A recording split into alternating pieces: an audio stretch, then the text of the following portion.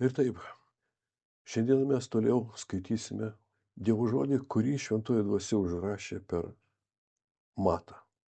19 skyrius nuo 23 eilutės parašyta. Tada Ješua savo mokiniams tarė. Kada tada? Ir mes prisimenam, kad po to, kaip jaunuolis, kuris buvo labai turtingas, išgirdo viešpatį pasakiusi, išdalink viską ir sek manimi, jis pasišalino, nes buvo turtingas. Ir apie tai mes kalbėjome praeitame susirinkime. Ir 23 eilutė. Tada Ješua savo mokiniams tarė. Taip iš tiesų sakau jums, turtingam žmogui bus labai sunku patekti į dangaus karalystę. Ir dar sakau jums, lengviau kupranugariui praeiti pro adatos ausį, negu turtuoliai patekti į Dievo karalystę. Tai svarbus žodžiai. Svarbus žodžiai todėl, kad šiandien daugelis žmonių, ir aš pabrėšiu, kalbu ne apie pasauliečius, aš kalbu apie tuos, kurie sakosi, kad tiki, žino, tarnauja, kurie sakosi, kad jie krikščionys. Aš kalbu apie tokius žmonės. Nes daugelis šiandien smerkia turtingus, gailisi vargšų, smerkia vargšus ir pataikauja turtingiems. Kai iš ties kiekvienas žmogus kažkuom tai turtingas, netgi tas bomžas, kuris sėdi prie šiukšliadėžės, jis turi savyje kažką tai savo, kame jisai jaučiasi turtingas, kam niekada neduos. Tai turtingam žmogui, kuris savo paties akise yra turtingas, tas, kuris nepripažįsta, kad jis yra be Dievo niekas, labai sunku bus, pasakyta, patekti į dangaus karalystę. Ir 24 eilutėje vis pabrėžė, sakau jums, lengviau kupranugariui praeiti pro adatos ausį, negu turtuoliai patekti į Dievo karalystę. Kaip suprasti? Kodėl jis kaip palyginimą nurodo mums į vienus iš Jeruzalės vartų, kurie buvo vadinami kupranugario adata. Šiaip logiškai pamačius, kupranugaris pro jokią adatos ausį nepralys. Bet šventosios dvasios apreiškime mes matome, kad kupranugaris yra toks Dievo kūrinys, jis mato 10 kart didesnį vaizdą, negu šiaip įmanoma matyti. Kupranugaris didelis pats į savęs, bet jis turi plonas kojas. Aš esu ant jų jojęs ir jis mato net mažiausią tarpelį, pro kur gali prakišti savo koją. Ir kaip minėjau, tai Jeruzalės siauri vartai, pro kur sunku kupranugariui įeiti, bet matydamas 10 kart didesnį vaizdą, jis praeina, nes žino, kaip statyti kojas. Jam lengviau pasakyta bus praeiti, nes jis žino iš Dievo malonės, nes jis sukūrė kupranugarį ir kupranugaris yra kupranugaris tiek, kiek jisai gyvena kaip kupranugaris. Jeigu kupranugaris praeitų gyventi kaip meška, jis tikrai neįeitų pro tos adatos ausį. Todėl ir su turtuoliais čia kalbama. Ir kaip jau minėjau, tiek vargšas, tiek turtuolis, jie vis vien Dievo akise, kol jie nepripažino, kad jie niekas be Dievo, jie savo paties akise turtingi. Ir patekti jiems sunku bus į Dievo karalystę. Bet su Dievu viskas įmanoma. Su Dievu tai laikantis jo sandorų. Tai dėka jo sandorų matyti, kaip reikia eiti per šitą žemę, dėl ko mes gyvenam šitoje žemėje ir kaip įeiti į Dievo karalystę. Tai išgirdę mokiniai labai nustebo. Kodėl jie nustebo? Todėl, kad jie buvo turtingi. Mums reikia pašalinti iš savo mąstymų visą tai, ką pridėjo šios kartos religija, kurią raštas vadina pirmas žvėris. Mums reikia pašalinti jėzuitų mokymą. Daugelis šiandien laikosi to jėzuitų mokymo ir nesvarbu kokioj konfesijai, po kokiais mokymais jie slepiasi. Tai išgirdę mokiniai labai nustebo, jie buvo turtingi.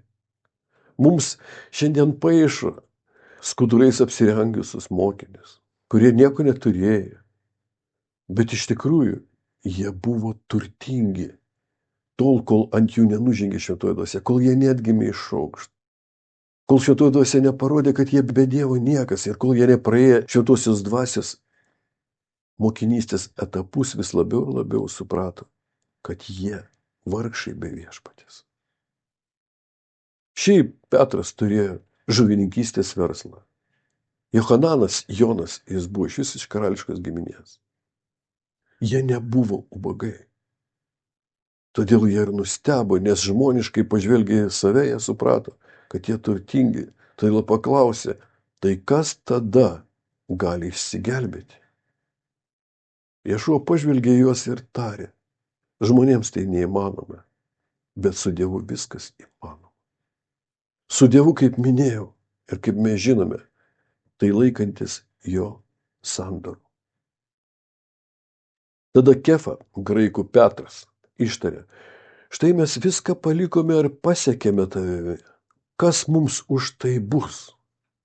Ješua matė, kad Petras dabar meluoja. Jis melavo jam. Tikrai žodžio prasme jis melavo, apsimetinėjo, bandė pasirodyti geresnis, kaip ir nekartą jis evangelijose tai daro. Bet Ješua žinojo, kame jis randasi, kame kiekvienas žmogus randasi, žinojo, dėl ko jis eina numirti už mus. Jis pasitikė, kad Dievas jį prikels, nes jeigu šiandien Ješua nebūtų prikeltas ir neviešpatautų, nė vienas žmogus neįsigelbėtų. Jis žinojo ir net pasakė, dar gaidžiai 3 kartus nepragydus tu mane išsižadėsi. O čia jis sako, mes palikom viską, kas mums už tai bus. Štai kaip reaguoja net gimę žmonės į Dievo žodį. Štai kaip net gimę žmonės iš aukšto bando išnaudoti bet kokią religiją, štai žemė kaip sistema. Nesvarbu, kokiu vardu jį vadintas. Kas mums bus už tai? Matote, egoizmo balsas, kas man bus už tai? Pasakyk, kas bus. Ir mes pasvarstysim, ar verta mums palikti viską ir sekti tavimi.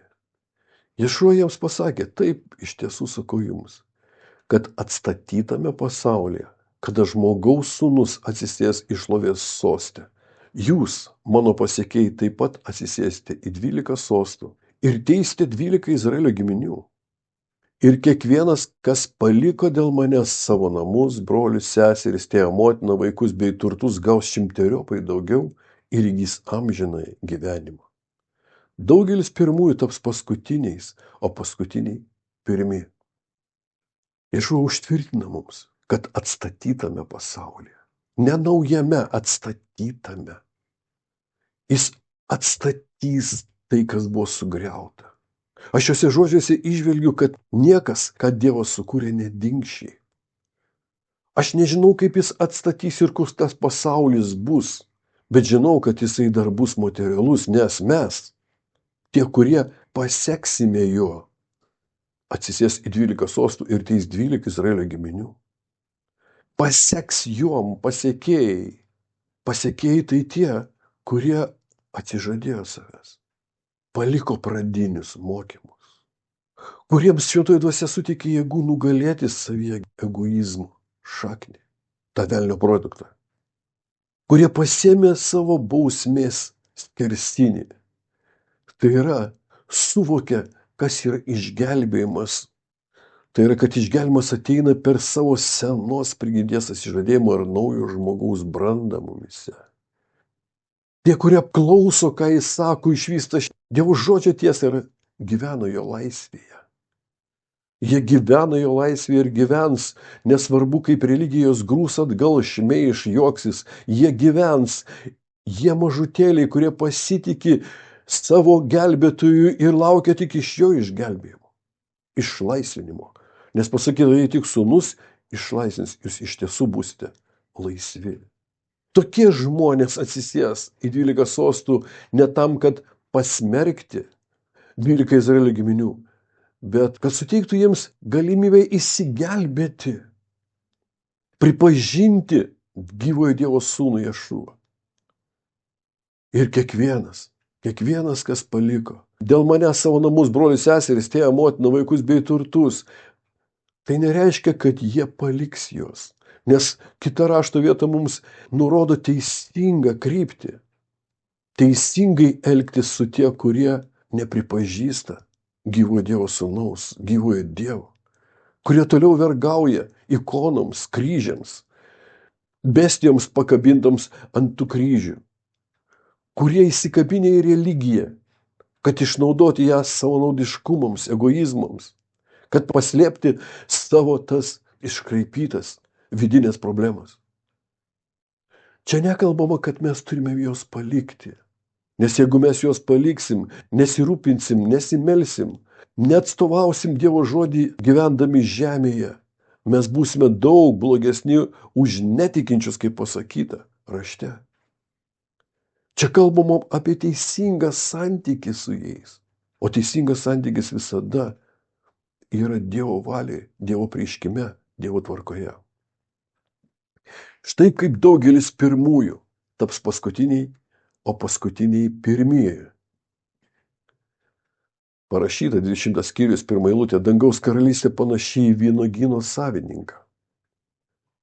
Čia kalbama apie vynuogyno savininko savybės, nes mes anksčiau skaitėme, kad žemdirbys tai Dievas. Žemdirbys, kuris sodino sėklą, tai Dievas, nes pats viešpats Ješua tai paaiškino savo mokiniams. Ir čia mes matome ir suprantame, kad vynuogyno savininkas simbolizuoja Dievą. Simbolizuoja jo savybės, kad mes atpažintumėm jas savyje, nes esame jo vaikai, jo tauta. Vynuogyno savininkas, jis iš anksti rytą pasamdyti savo vynuogynui darbininkų. Ieškoti žmonių, kurie skaito raštą, kurie rūpinasi savimi kaip šakele ar neša vaisių, kurie maldauja, kad šventoji dvasia apsaugotų nuo įvairiausių klaidinančių minčių. Vynuogyno savininkas, jis ieško tai nuo ankstaus ryto. Susidėrėjęs su darbininkais už denarą, jis nusiuntė juos į savo vynuogyną.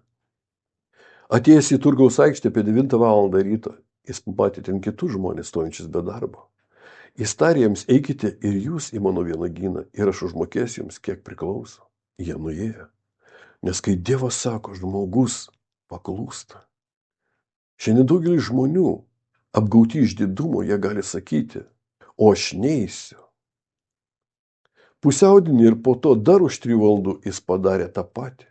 Atėjus jam į aikštę likus iki saulėlydžio valandų, jis pastebėjo ten dar stovinčių žmonių ir paklausė, kodėl jūs prastovėjote čia visą dieną be darbo? Tai jam atsakė, todėl kad niekas mūsų nepasamdė. Tada ir jūs, pasakė jis, eikite į mano vynuogyną. Mes matome Dievo savybę, kuris pastoviai ieško, kad tik ką išgelbėti. Tai nurodo ir į jo planą, į jo amžius, į jo laiką, kurio ne vienas žmogus aprėpti negali ir suvokti, negali ir paskaičiuoti, negali, nors daugelis šiandien tik tuo ir užsijama. Jis myli žmogų ir yra už žmogų, jis paukoja savo sūnų žmogų. Ir šiandien mes, kurie gyvenam paskutiniais laikais, taip pat esam pašaukti į jo vynuogyną. Įskiepyti į vynmedį, į amžiną vynmedį, į Dievo tautos vynmedį, kurią jis šiandien surenka dėka atgimimo iš aukšto, sakramento, stebuklo. Nes viešpas atėjęs pasakė, aš atėjau pašalinti pertvarą skyrusią Izraelį nuo gojim, pagonių tai yra. Atėjus vakarų vynuogyno šeimininkas tarnams pasakė, pašaukite darbininkus ir išmokėkite jiems jų atlyginimą, pradėdami nuo tų, kurie buvo pasamdyti paskutiniai ir baigdami tais, kurie buvo pasamdyti pirmieji. Aš čia matau išsipildymą Dievo žodžio, kada tarnai atėjo ir sako, leis, mes skirsime raugės nuo tikrų javų. Jis sako, nedarykite tai, kad neišravėtumėt, neišnaikytumėt tikrųjų kartu su raugėmis. Aš matau, kaip išaiškės, kas yra iš tikrųjų tikrieji darbininkai, kas yra tikrieji Dievo vaikai. Dėka šito principo, tegu paskutiniai gauna pirmie. Ir kai tie paskutiniai gauna pirmie, nes jų buvo pasigailėta, jiems buvo suteikta malonė, jie nepavargo, buvo dėkingi ir dėkojo tam, kuris jų pasigailėjo. Bet kas dėjosi su pirmutiniai, jie stebėjo ir žiūrėjo. Jie turėjo savyje egoistišką norą, kuris formavosi juose, kai vis nauji ir nauji žmonės ateidavo. Mes tikriausiai daugiau gausim. Mes vertesni negu šitie, kurie atėjo. Ir pasakyta, darbininkai pasamdyti į valandą iki saulėlydžio uždirbo po denarą. Todėl tie, kurie buvo atėję dirbti pirmieji, tikėjosi uždirbti daugiau, bet visi jie gavo tik po denarą. Paėmę savo atlyginimą, jie pradėjo prieš šeimininką murmėti. Sakydami, tie, kurie atėjo vėliausiai, atidirbo 1 valandą, o tu sulyginai su mumis, nešusiais dienos ir kaitros naštą. Bet savininkas vienam iš jų atsakė, paklausyk, bičiuli, aš neapgaudinėjau tavęs. Argi tu nesutikai pasidarbuoti šiandieną už 1 denarą? Imk savo atlygį ir eik savo. Argi tu nesutikai tą akimirką, kurią aš tau padovanojau, aš kalbu perkeltinė prasme, apreiškimo tiesoje. Argi tu, kuris klausai dabar, nesutikai, kai sudužai nuo savo bedevystės ir šios kartos sistemos, kai pamatei pirmą savo gyvenime realybę, kad tu esi niekas. Be Dievo esi niekas. Argi tą akimirką tu nesutikai ir nepasakai, Dieve gelbėk. Dieve pasiduodu, Dieve padėk, aš atiduodu tau savo gyvenimą. Argi tu nesutikai dėkoti man už kiekvieną dieną, kurią aš tau duodu. Pasitikėti manim kiekvieną dieną. Ir dabar maištauji, lyginėsi, pradedi mąstyti, kad tu geresnis. Ką turi, kad galėtum girtis, kad tu esi geresnis? Ką tu turi, kad nebūtum gavęs? Imk savo atlygį ir eik savo. Aš noriu paskutiniam darbininkui duoti tiek, kiek ir tau. Nejaugi aš neturiu teisės darytis tuo, kas man priklauso, kaip man patinka? Dažnai žmonės net savo maldose nurodinėja, kaip Dievas jiems turi padėti, kaip jis turi juos aprūpinti, kaip atsakyti jų norus, troškimus. O gal tu pavydi man dėl mano dosnumo? Tokiu būdu paskutinieji bus pirmi, o pirmieji paskutiniai. Dievo išmėginimo procese visi, kurie gyvens pasitikėdami ir dėkodami, o nesilygydami ir įrodinėdami. Tokiu būdu, nesvarbu, tu paskutinis ar tu pirmasis. Jeigu tu praeisi per šitą procesą, tu būsi pirmutinis.